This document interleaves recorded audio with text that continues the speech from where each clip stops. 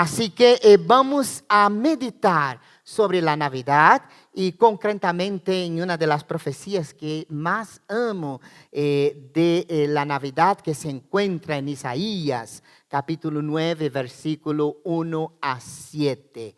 He intitulado este tiempo que vamos a meditar sobre la Navidad como el niño esperado. Isaías 9, de 1 a 7, si los hermanos tienen Biblia, acompáñenme ahí en la lectura. Esto voy a leer en la versión textual que dice así. Pero no habrá siempre oscuridad para la que ahora está en angustia. Como en tiempos pasados hizo que fuera despreciada la tierra de Zabulón y la tierra de Naftalí, así en los venideros hará gloriosa por el camino del mar al otro lado del Jordán, en Galilea de los gentiles. El pueblo que andaba en tinieblas verá gran luz. A los que moraban en tierra de sombra de muerte, les resplandecerá la luz. Multiplicaste la alegría, aumentaste el gozo. Se alegrarán delante de ti como se alegran en la siega, como se gozan cuantos reparten despojos, porque el yugo de su carga y la vara de su hombro y el cetro de su opresor los quebraste como en el día de Madián. Porque toda bota que pisa con estrépito y toda capa empapada en sangre serán para quemar pasto del fuego. ¿Por qué? Porque un niño nos es nacido, hijo nos es dado.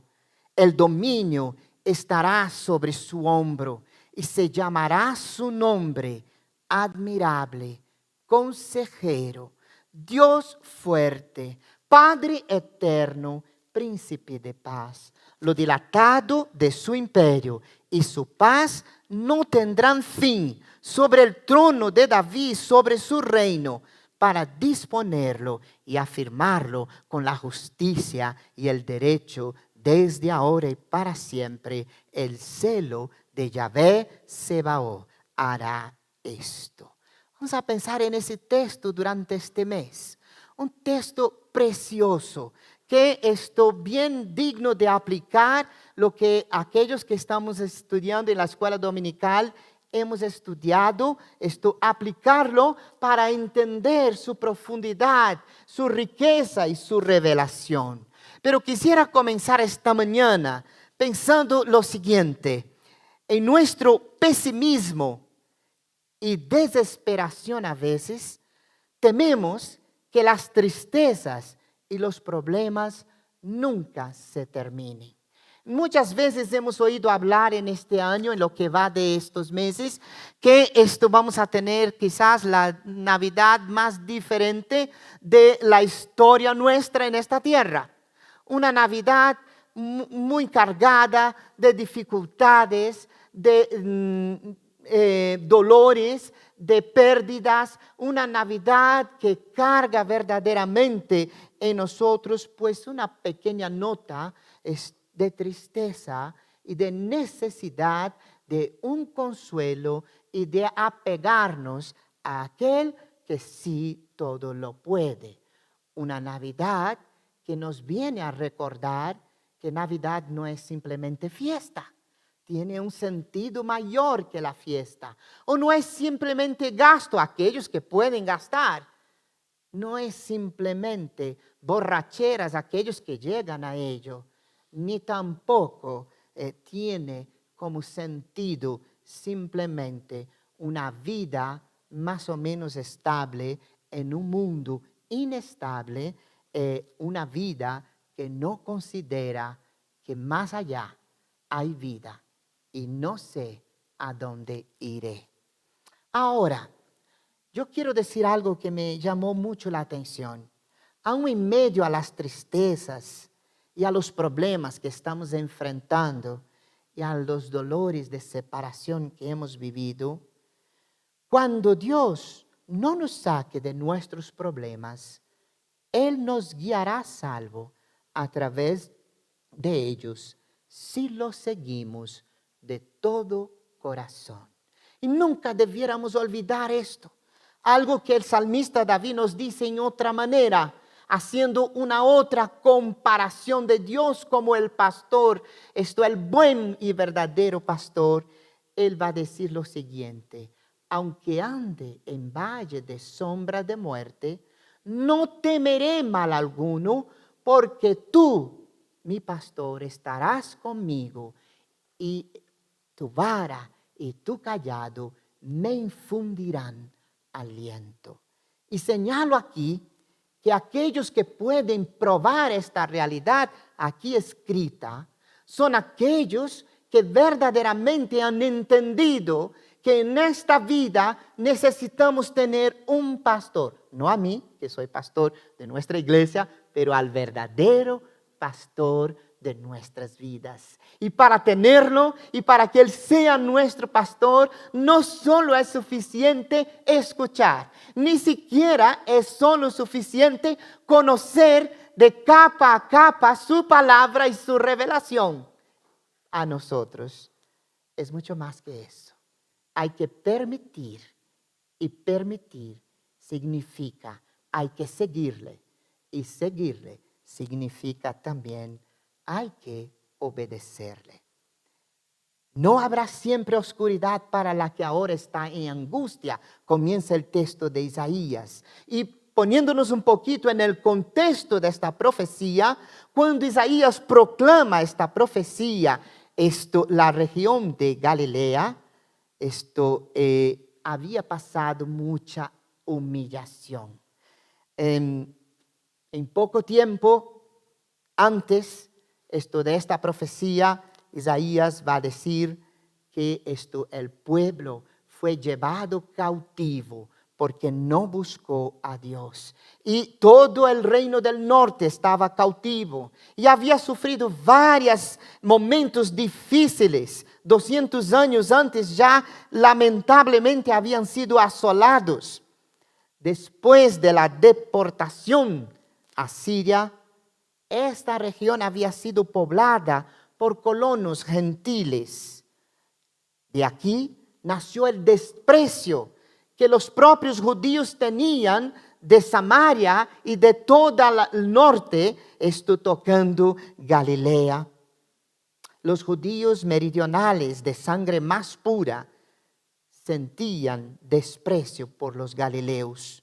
La región de Galilea, Zabulón y Neftalí, que históricamente estuvo tan entenebrecida en otro tiempo, figuraba aquí, en esta profecía, como la primera región que recibiría la luz del Mesías.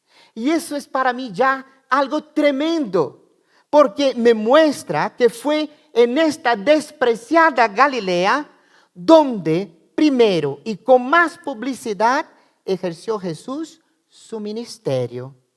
De ella eran la mayor parte de los apóstoles.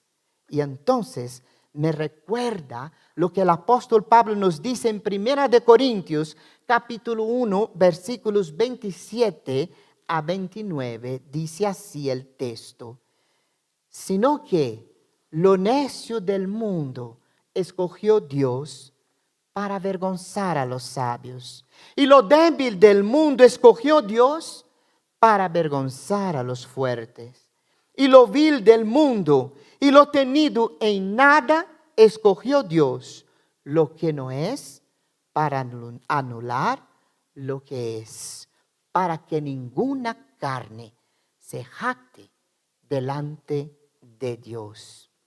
Cuando leo ese texto, entiendo que Dios escoge las cosas pequeñas, las cosas a veces despreciadas por el ser humano y por el mundo, pero con una finalidad tan preciosa de eclipsar, si puedo decir así, en la gloria o en su gloria, las cosas de este mundo, sin compartir su gloria con la misma nefasta gloria que tiene ahora mismo nuestro mundo y el ser humano.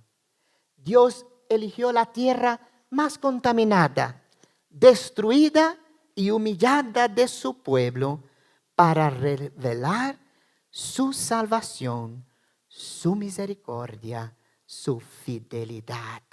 Y eso me hace recordar que Dios también llegó a nosotros sin merecer, tan pequeños, tan insignificantes, un mismo virus te puede tumbar.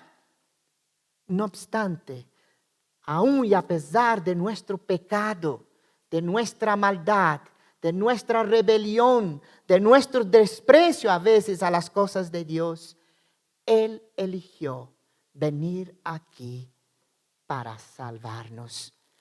Y entonces me viene en mente Isaías, allá en el capítulo 57, versículo 14 y 15, diciendo, se dirá, allanad, allanad la calzada, quitad los tropiezos del camino de mi pueblo, porque así dice el alto y excelso, morador eterno, cuyo nombre es santo. Yo habito en la altura sagrada, pero estoy con los de espíritu humilde y quebrantado, para reanimar al del espíritu humilde y vivificar el corazón quebrantado. Qué texto más precioso que nos recuerda que Dios, siendo quien Él es, santo, santo, santo, como hemos alabado aquí, en Él no hay ninguna mancha de pecado, en Él no hay ninguna maldad, en Él no hay nada que tú le puedas reprochar. Él es verdaderamente la santidad en persona. Aún ahí, Dios vino y vino con un propósito. Y aquí nos muestra algo revelador para estar con aquellos que reconocen su lugar. Humillar no tiene que ver con lo que nosotros hoy entendemos por humillar, sino aquella persona que conoce exactamente su condición.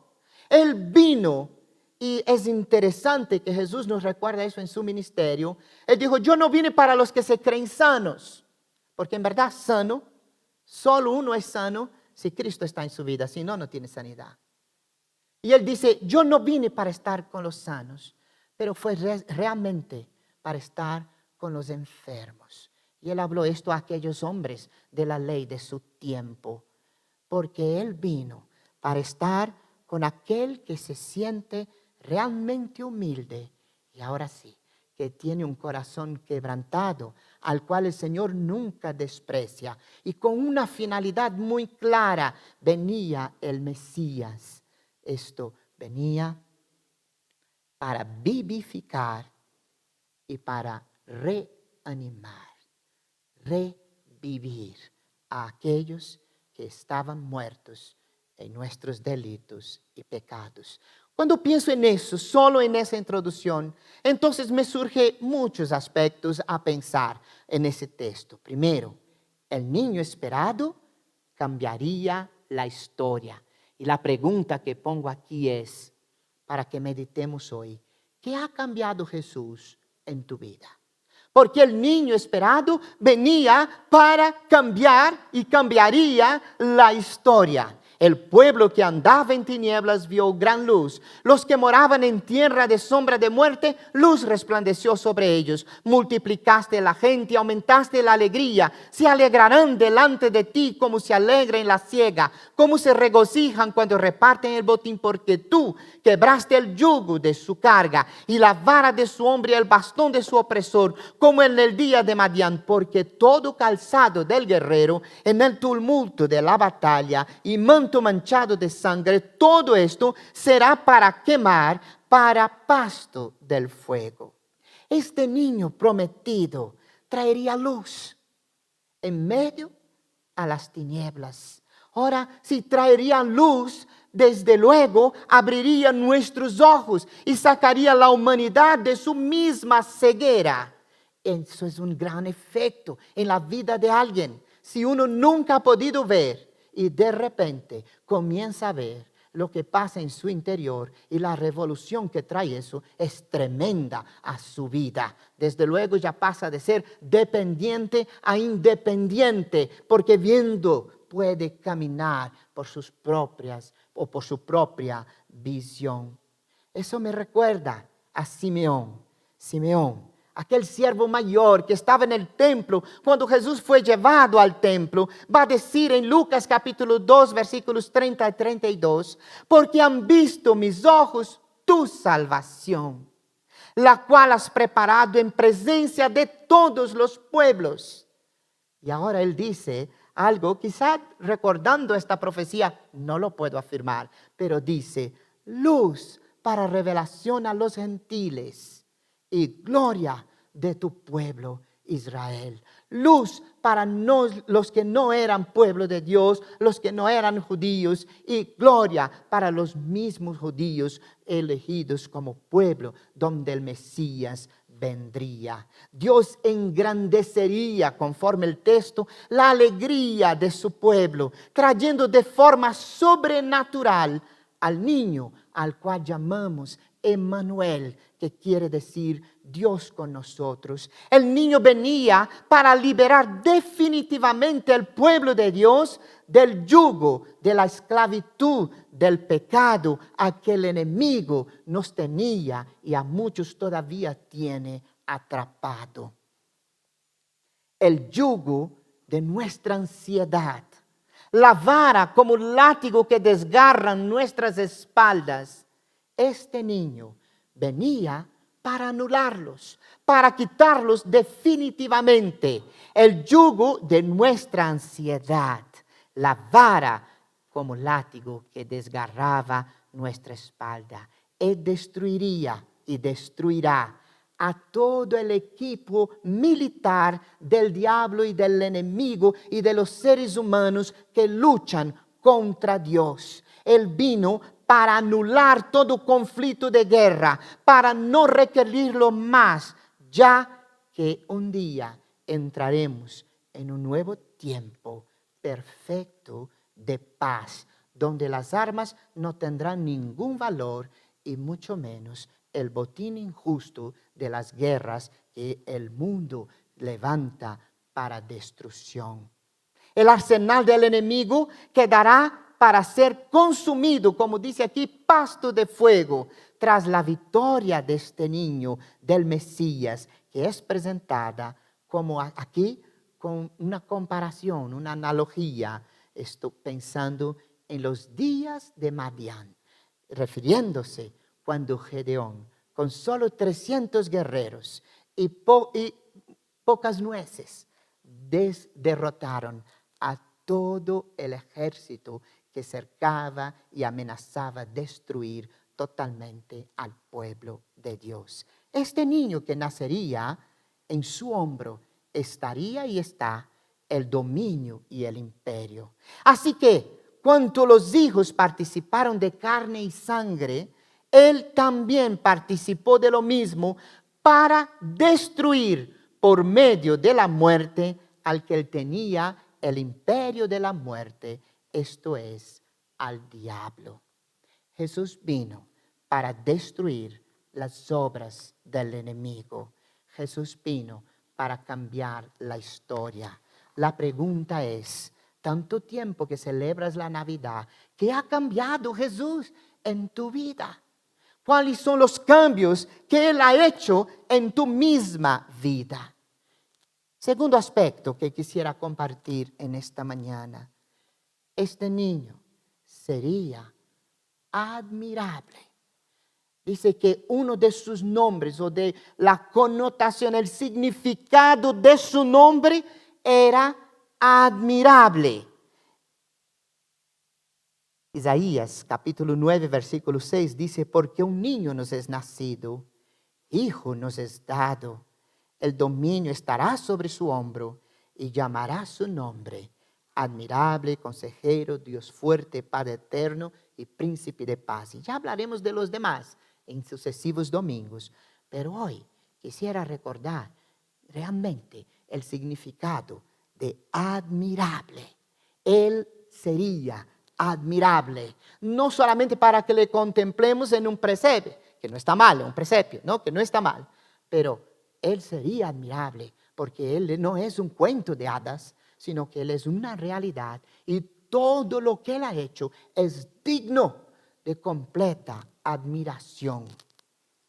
El primer título, admirable, es el mismo nombre que el ángel de Yahvé, de Dios, se llama a sí mismo cuando él fue a revelar a Manoah, padre de Sansón, que ellos tendrían un hijo que se llamaría Sansón y que Sansón liberaría al pueblo en aquel momento de la esclavitud.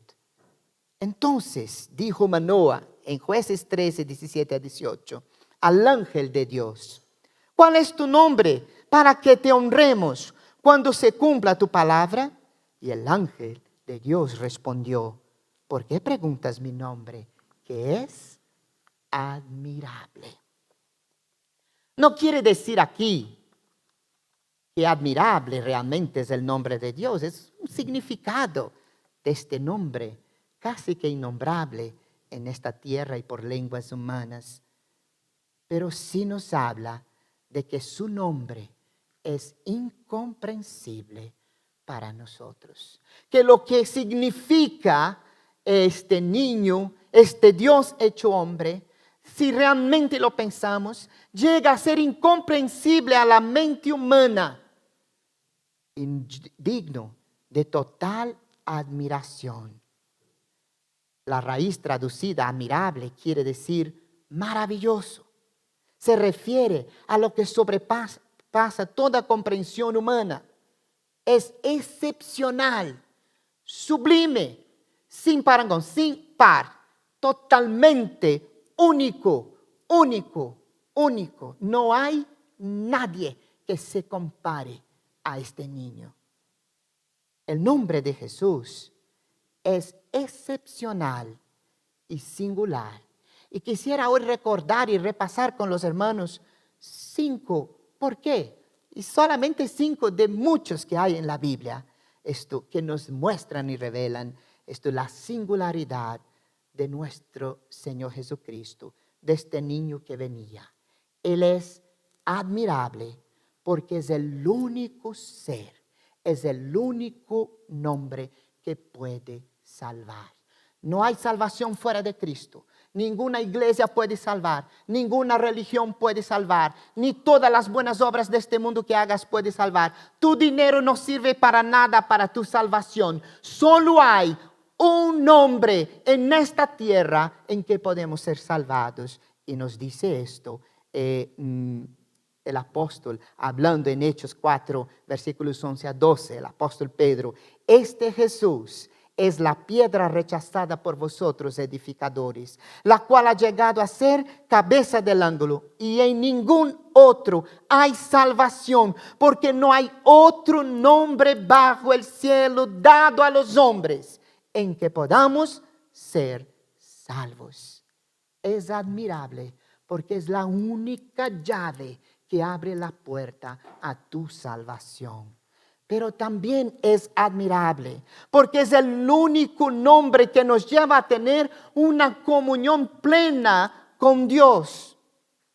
Y el propio Señor Jesucristo en Juan capítulo 16, 23 nos va a decir: y en aquel día no me preguntaréis nada. De cierto os digo que todo cuanto pidáis al Padre en mi nombre, yo os lo dará. Todo lo que pidáis al Padre en mi nombre, os lo dará.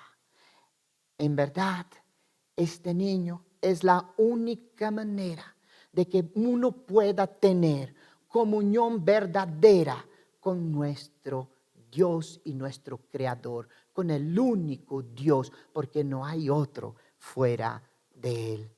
Pero también este niño es admirable porque es el único nombre en que podemos ser justificados. Dígase de pasaje que la Biblia lo dice, pero todo ser humano, si es honesto, también va a reconocer que nadie en esta tierra es perfecto, ni comenzando por el rey y terminando por el más humilde ser humano que viva en esta nación. Ninguno de nosotros somos justos. De verdad, si pedimos a Dios justicia, tendría Dios que aniquilarnos para poder tener justicia, porque dice, no hay ni siquiera un justo, ni siquiera uno.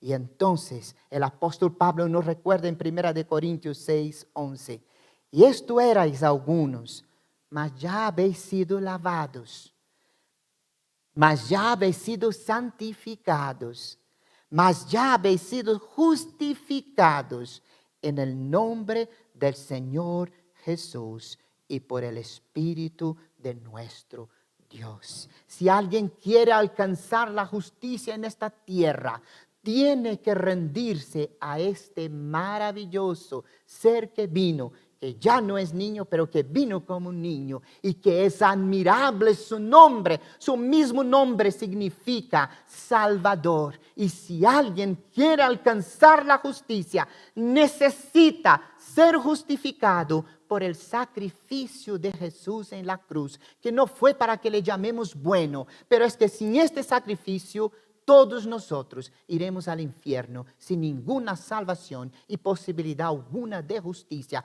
porque todos hemos fallado y frente a la ley perfecta de Dios no hay nadie que pueda quedarse de pie. Él vino para justificarnos, pero también, y aquí hay algo precioso, Él es admirable porque es el único nombre que sujeta al mal y a la maldad. Regresaron los 70, nos dice Lucas 10, 17, y 2, esto con gozo, diciendo, Señor, aún los demonios se nos someten a tu nombre. Le dijo, veía a Satanás caer del cielo como un rayo.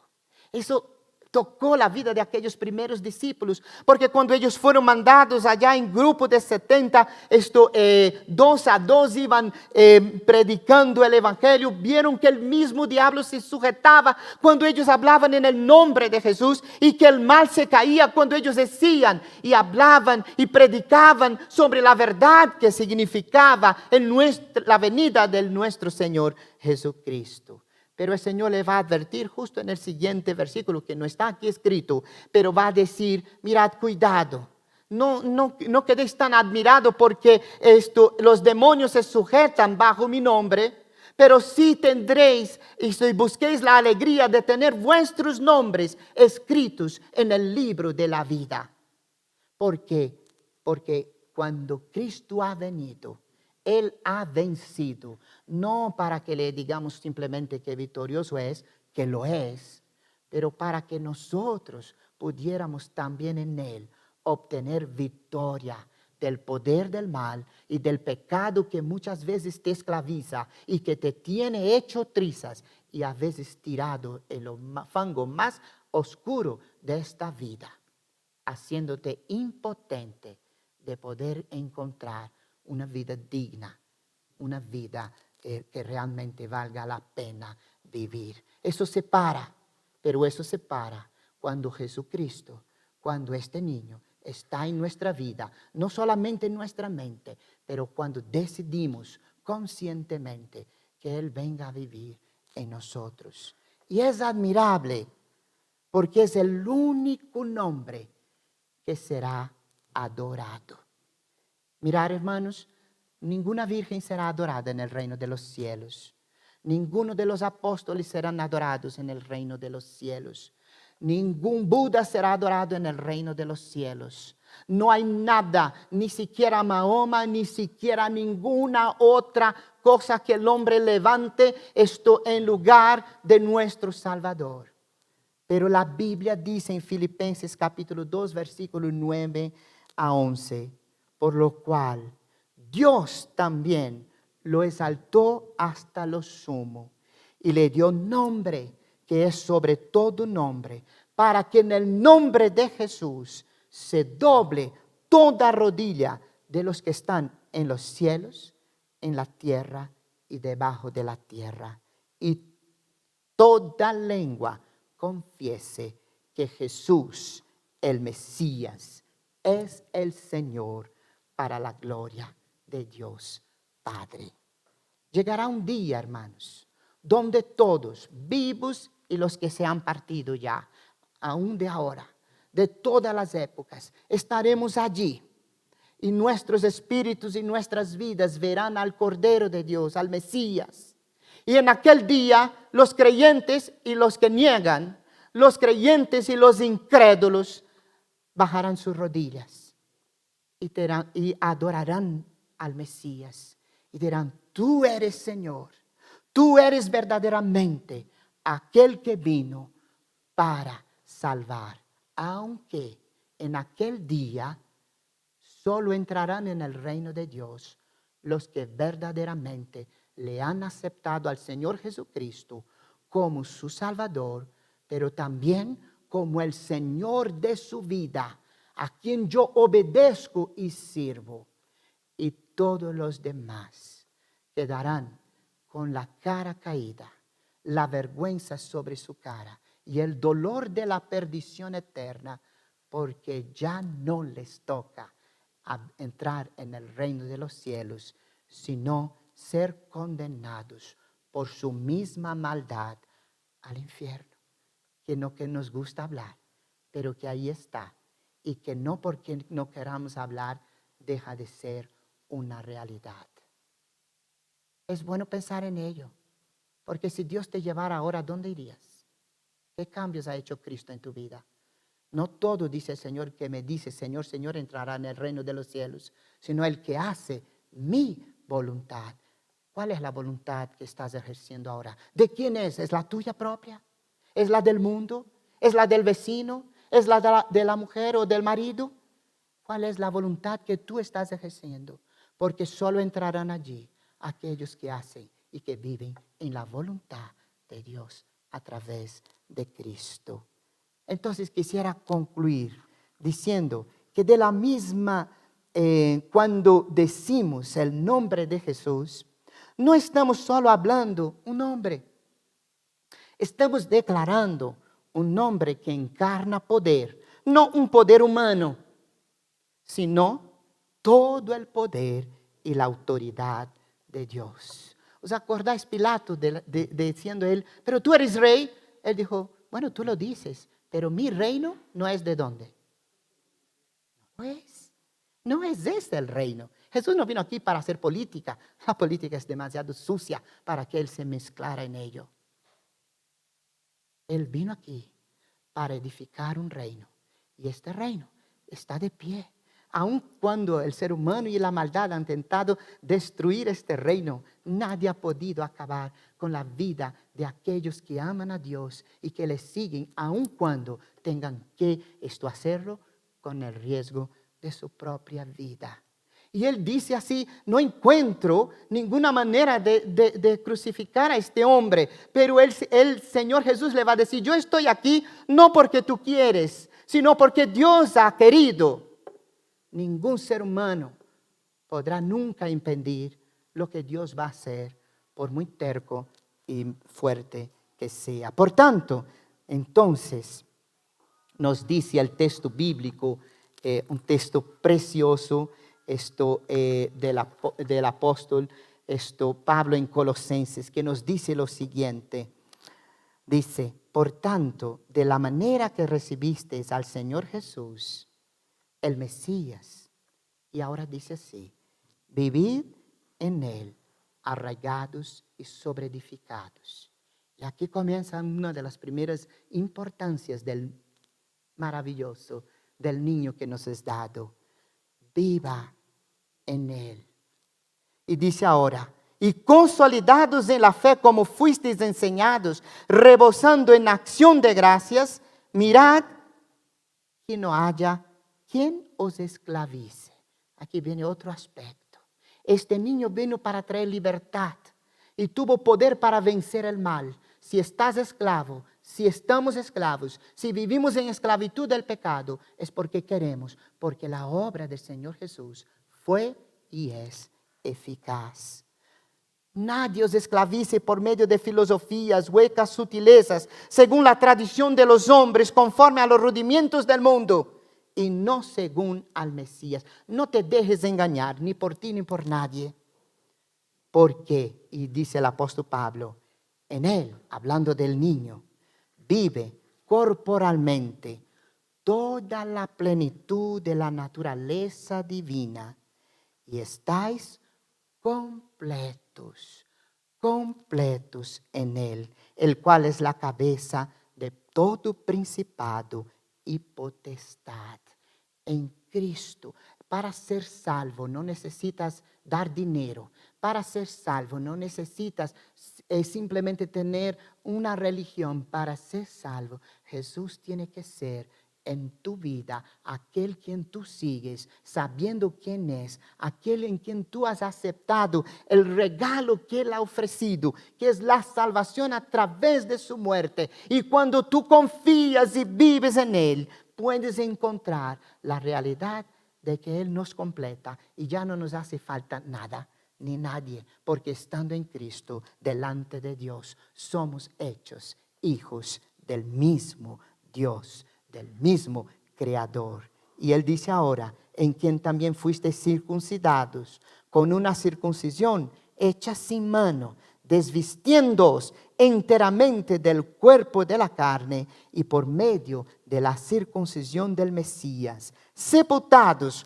con Él en el bautismo, en el cual fuisteis resucitados con Él por medio de la fe en el poder de lo que resucitó de entre los muertos. Y a vosotros, estando muertos en delitos y en la circuncisión de vuestra carne, y aquí viene algo que quisiera destacar, este niño nos da y os dio vida juntamente con Él. ¿Por qué? Primero, porque perdonando todos los delitos, anulando el acta de los decretos que había contra vosotros y que nos era contraria. Él anuló toda condenación, quitando de en medio y clavó en la cruz, habiendo en ella desarmado completamente a toda autoridad, todos principados y potestades, y los exhibió públicamente en el desfile triunfal. Allí en la cruz, el niño maravilloso pagó el precio de tus pecados. Pero para ello, nosotros necesitamos verdaderamente hacerlo maravilloso en nuestra vida. Uno admira muchas cosas en este mundo. Y hay muchas cosas que nos maravillan. La creación de Dios nos maravilla. A veces el propio ser humano, en sus acciones. No hace falta ser creyente para hacer una buena acción. Hay gente que han hecho cosas preciosas y que son dignas de admiración. Pero ni el mundo, ni la riqueza de este mundo, ni todo lo que aquí puedas lograr es tan maravilloso como el niño de Belén que vino y que nos fue regalado. Mirad, quisiera terminar pensando en fueron innumerables veces que la gente exclamó maravillas de nuestro Señor Jesús, porque estaban extasiados de lo que veían. Y quisiera recordar algunos textos solamente. Primero, Lucas 2:47 dice, y cuantos lo oían quedaban asombrados de su inteligencia y de sus respuestas. ¿Sabe cuándo fue esto? Cuando Jesús, todavía siendo niño, a los 11, casi 12 años, va al templo y los mismos jefes del templo no sabían cómo este hombre, este niño, tenía tanta sabiduría y tanta luz y tan claro tenía todo. En Mateo capítulo 8, 27, estando los discípulos con Jesús en una gran tempestad, Jesús se levanta después de que lo despiertan y dice, vamos a morir aquí. Y dice así, cállate viento, para mar. Y hubo calma. Y la pregunta, lo que ellos comentaron fue lo siguiente, y los hombres se maravillaron diciendo, ¿quién es este? Que aún los vientos y el mar le obedecen. En Mateo capítulo 7, versículos 28 y 29 dice así, y sucedió que cuando Jesús terminó estas palabras, las multitudes quedaron asombradas de su enseñanza, porque le enseñaban como quien tiene autoridad, no como los escribas de ellos. Y en Juan capítulo 3, versículo 2, el propio doctor de la ley, este hombre sabio que va al encuentro de Jesús en un texto maravilloso que debiéramos tenerlo presente en esta Navidad. Esto dice, vino a él de noche, Nicodemos, ¿no? Y le dijo, Rabí, sabemos que has venido de Dios como maestro, porque nadie puede hacer estas señales que tú haces si no está Dios con él. Y en Marcos 15, mirad hermanos, el mismo centurión que había estado allí en su crucifixión, que había participado en su misma muerte de una forma física y directa, dice, y el centurión que estaba de pie frente a él, viendo que había expirado, así dijo, verdaderamente, este era el Hijo de Dios. Hermanos, qué cosa preciosa. Un hombre que ni siquiera era judío.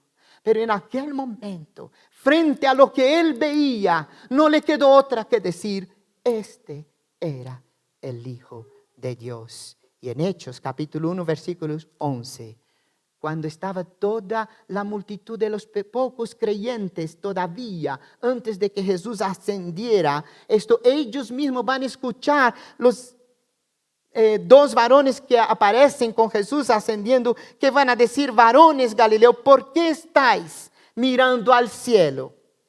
Este Jesús que fue tomado de vosotros al cielo, así vendrá como lo contemplasteis yendo al cielo.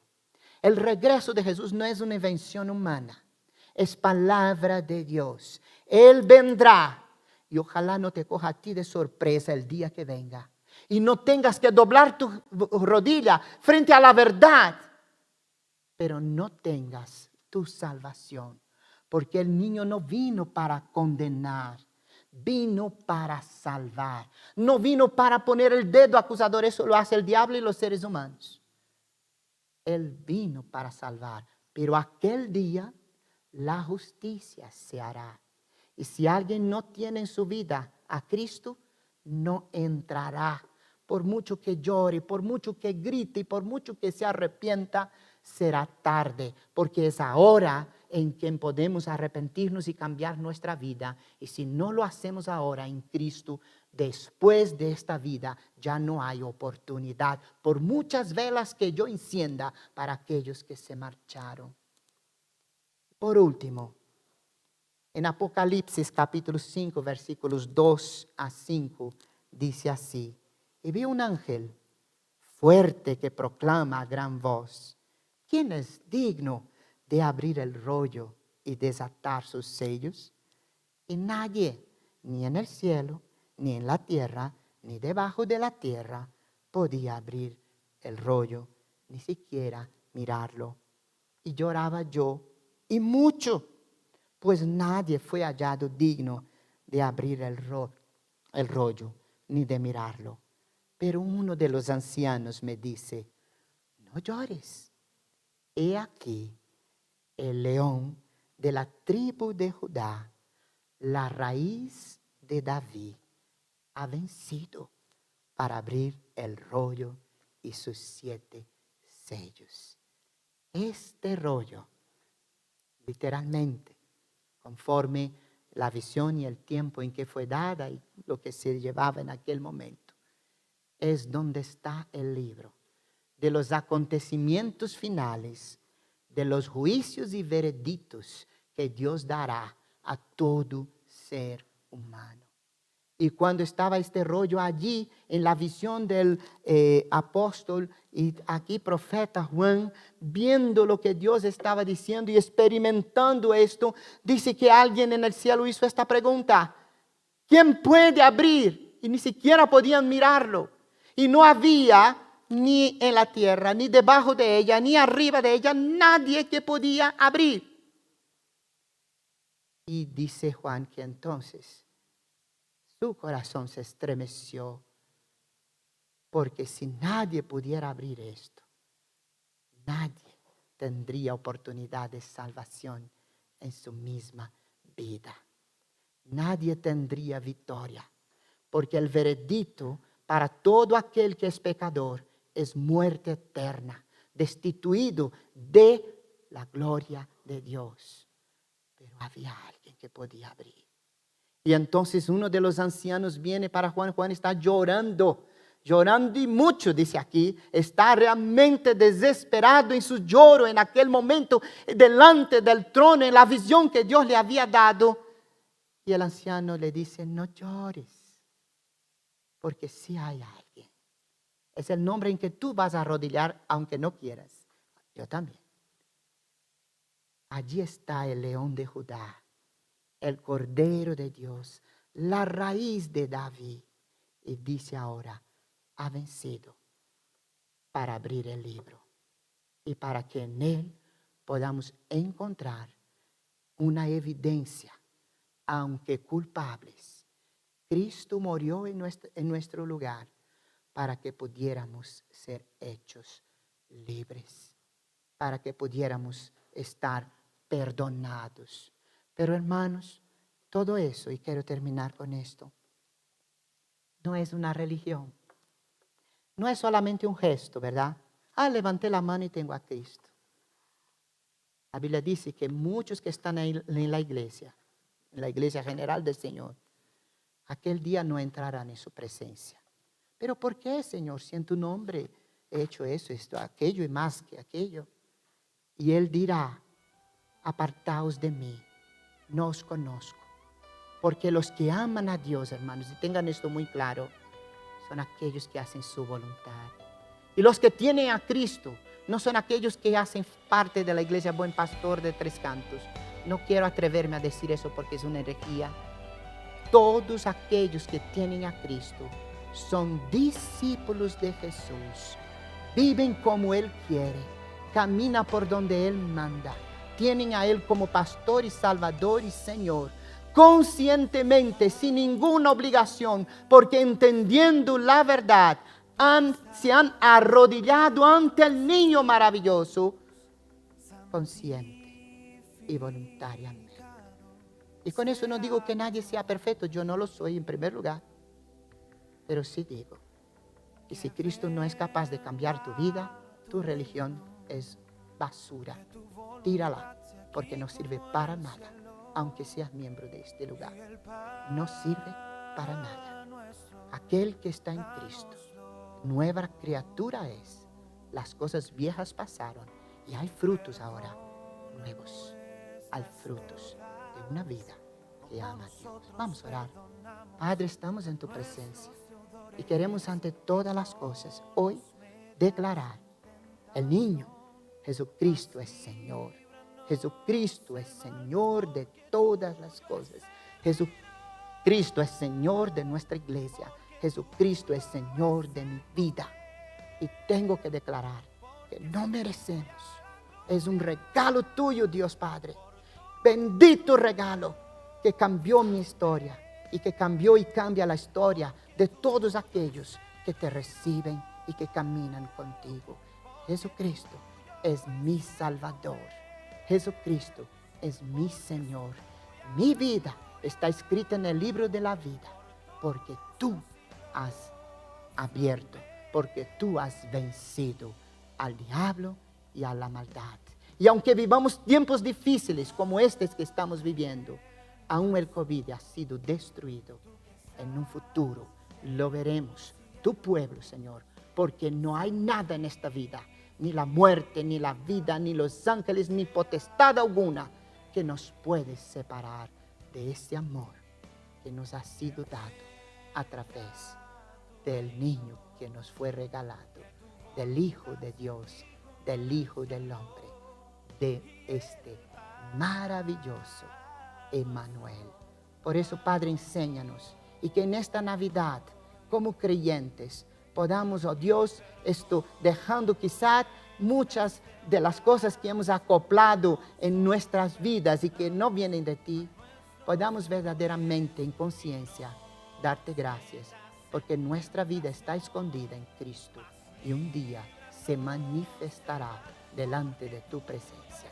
en el nombre de Jesús. Amén. Que Dios nos bendiga, hermanos. Que nuestra Navidad sea llena de gozo, llena de paz, porque Cristo, si está en ti, tú tienes vida y abundancia. Que Dios te bendiga.